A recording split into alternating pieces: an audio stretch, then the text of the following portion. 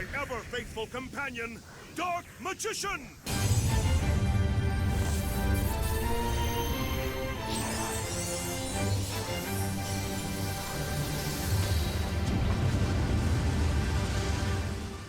Welcome along, fellow Dark Magician enthusiasts, to another video. I am here with my live chat right here because live on stream, we managed to hit King of Games with Dark Magician for the last month of 2025.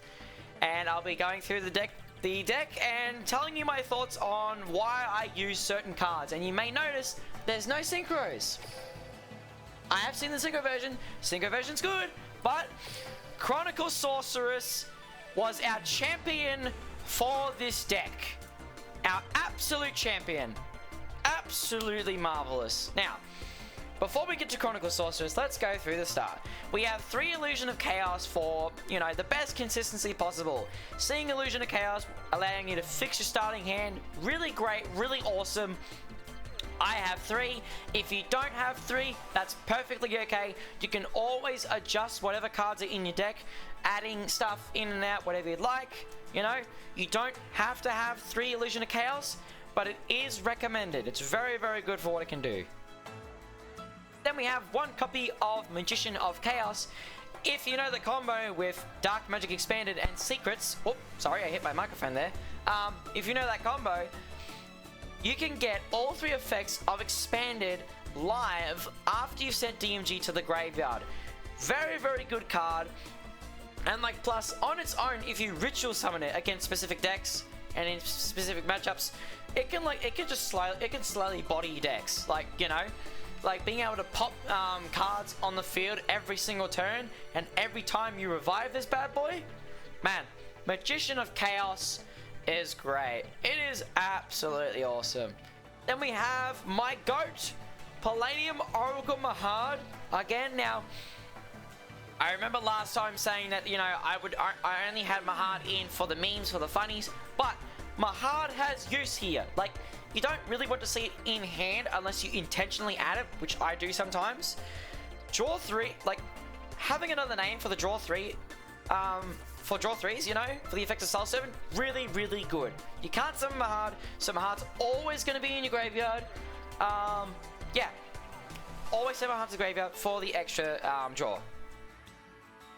Then we have, of course, the magical lady herself, Dark Magician Girl. Always gotta have 1. Make sure you have 1 in your deck, otherwise the skill will not work.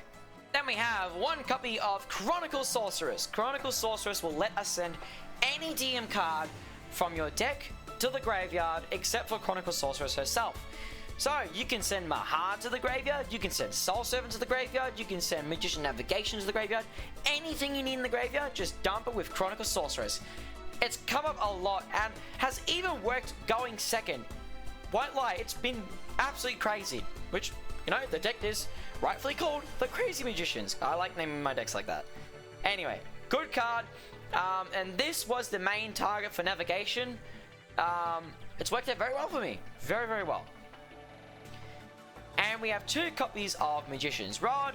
I would have added 3, but I wanted to balance with some other cards here and there, So we had 2 Rod for now. You don't need to see Rod that much compared to other cards.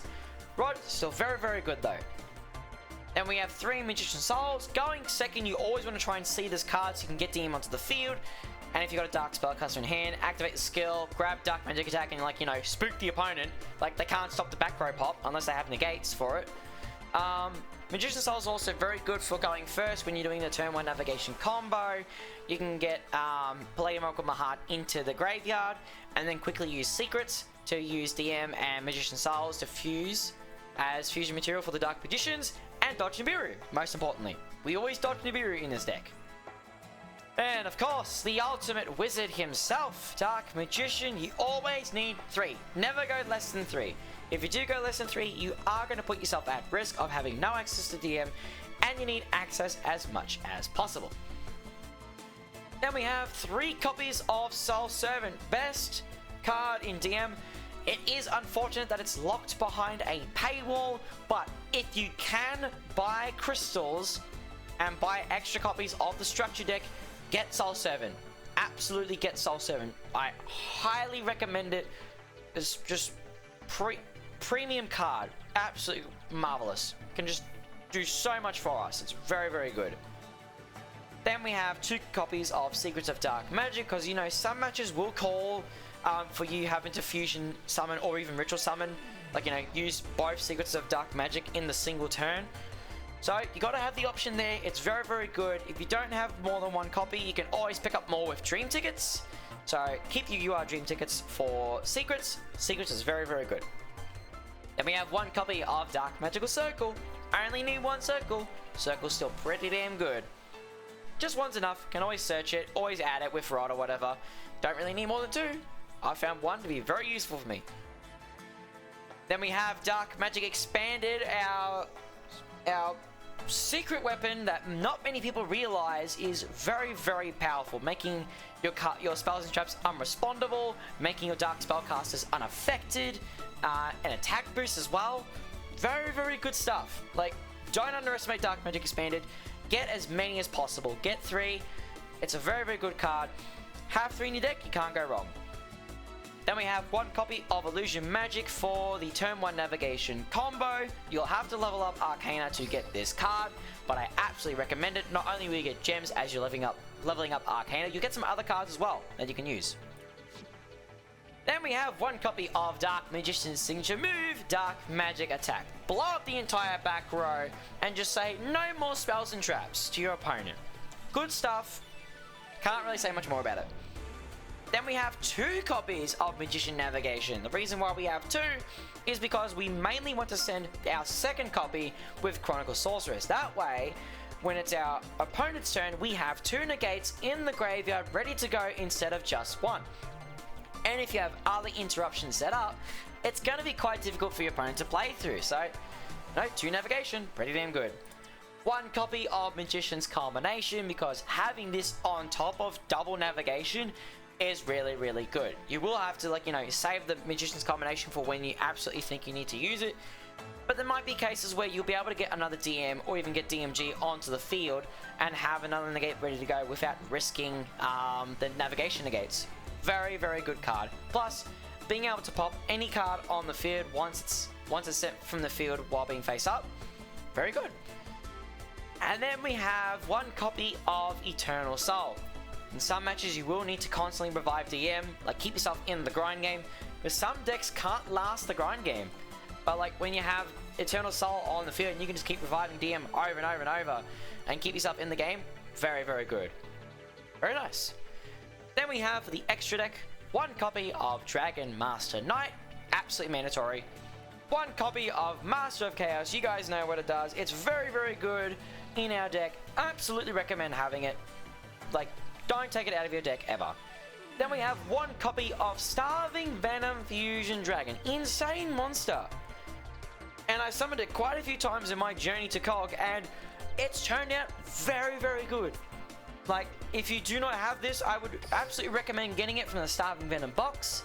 If you can't, then there are always other options you can consider getting. Then we have 1 copy of the Dark Magicians, our signature card. You know, you need this for the turn 1 navigation combo, plus drawing cards every single turn, very, very good. Then we have 1 copy of the Great Double Caster, because sometimes you need to smack your opponent right in the face with a 4500 attack monster. And the Great Double Caster does just that.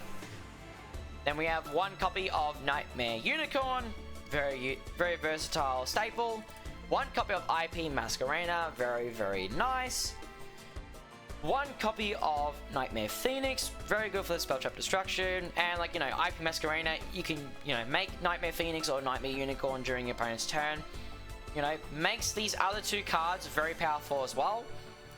And then we have 1 copy of Artemis the Magistus Moon Maiden for our Master of Chaos Banish if for some reason we don't have access to Blue Eyes Ultimate Dragon or Dragon Master Knight. And that is it for the deck profile. Now, you might be thinking like Judy4NJ's just said in my chat, like, I don't have these certain cards. That's alright. We can always add other options to our deck, you know, to make things a bit more versatile. If you have 2 Illusion and Chaos, like, you know, maybe you could add an Apprentice Illusion Magician. You don't have Starving Venom Fusion Dragon, but you got something like Dark Magician Knight of Dragon Magic, throw that in. Or if you're feeling a little bit spicy and you don't like spell cards, you know, you could add in Amulet Dragon. You know, just banish your opponent's graveyard. Like, banish all the spells. Very, very good, you know. There's many other options. There's many options you can consider. Like, you know, many things you can do. Very, very good. But I do recommend trying to get any of the cards I used in my deck if you possibly can, because they are very, very worthwhile. And you might be wondering, do I have to run Mahard? No, you don't need to run Mahard, but the draw 3 is very, very useful. If you don't like Mahard, you can always, like, you know, take it out and then put in something else, like, you know, Kaiku, the Ghost Destroyer, as an extra option.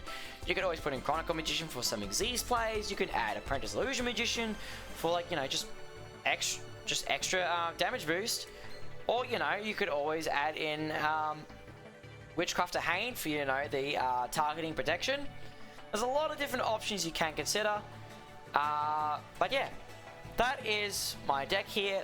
That is my thought process behind the deck, behind everything. Yeah, that is really about it. And what a journey it was this year, with DM coming back so strong and being able to play at such a higher power level. It's great. Now, there are things to try and keep in mind with this deck. If your opponent has Effect Veiler or Imperm, they can stop the combo dead in its tracks, or even Ghost Mourner as well. Droll and Lockbird will kill the deck, so be careful of Droll if you ever see it. DD Crow as well is going to be quite a nuisance, so you will need to keep an eye on that. But yeah, this meta has been quite interesting. There have been some decks that I've just absolutely hated playing against, some we've just absolutely destroyed.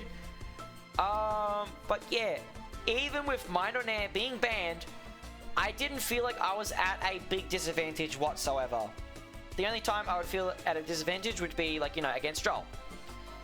So yeah, the deck is still very good.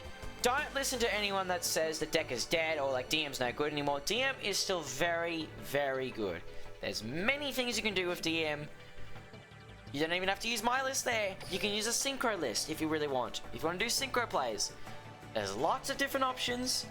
Have a look at what you've got, and, you know, try out some different things and see what works best for you. With that being said, thank you all very much for watching, and I'll see you all next time.